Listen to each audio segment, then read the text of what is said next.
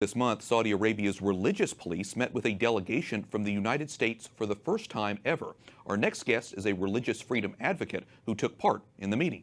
Joining me now for an update is Johnnie Moore, Commissioner with the United States Commission on International Religious Freedom. Johnnie, welcome back to the program. It's good to be back.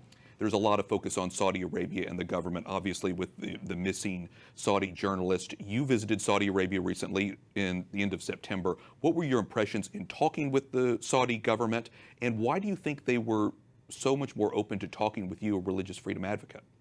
Well, look, I mean, there's a trend in the region where when it comes to general freedom of speech and freedom of conscience, there's a decline, a rise in totalitarianism. But on the other side of the coin, when it comes to religious tolerance and peaceful coexistence and even religious freedom, the peer pressure is in the opposite direction. It's actually moving in a positive direction. And there are plenty of things that we're looking into. We haven't drawn all of our conclusions yet. But this particular meeting that you mentioned was a historic first. For the first time ever, a U.S. delegation met with the religious police that have been taken off the streets, their batons taken away. They can no longer interrupt private worship services, no longer go into the sanctity of someone's home. It's a sign that maybe it's possible to have religious freedom in Saudi Arabia. That's, to my surprise, I left saying to myself, this could actually happen, despite all the other complexities that we're well aware of. Saudi Arabia, of course, is still labeled a country of particular concern for more than 10 years because of religious freedom violations. Just give me an overview. What are some of those violations, and what is the progress trying to be done to stop them?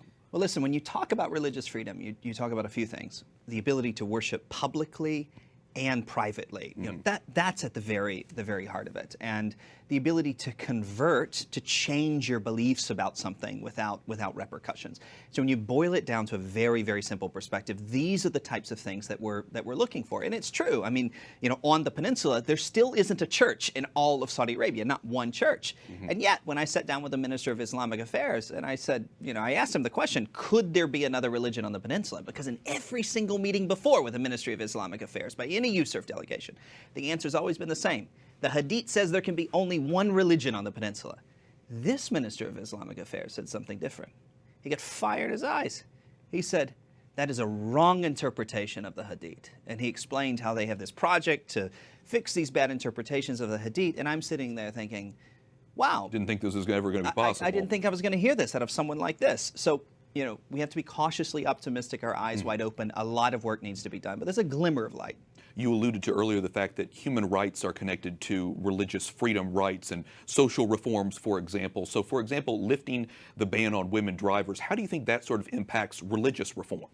Well, it makes everything else easier. And by the way, when the population doesn't respond in a negative way, it makes these other potentially more controversial religious reforms easier. And so not only are women driving and not wearing veils, I actually sat in a meeting with a young woman who wasn't veiled that disagreed with the man in the ministry leading the meeting, and she had an open discussion and argument with him. That would not have happened not long ago. So, you know, again, despite everything else going on, we need to positively reinforce the good changes, and they're real, and they're effective, and they're coming, and yet we can't let them off the hook in these other areas. Very good. Well, like I say, it's a subject we're going to continue to follow. I know you guys will continue to talk with your counterparts over there. Johnnie Moore, Commissioner with the U.S. Commission on International Religious Freedom, thanks so much. Thanks for having me.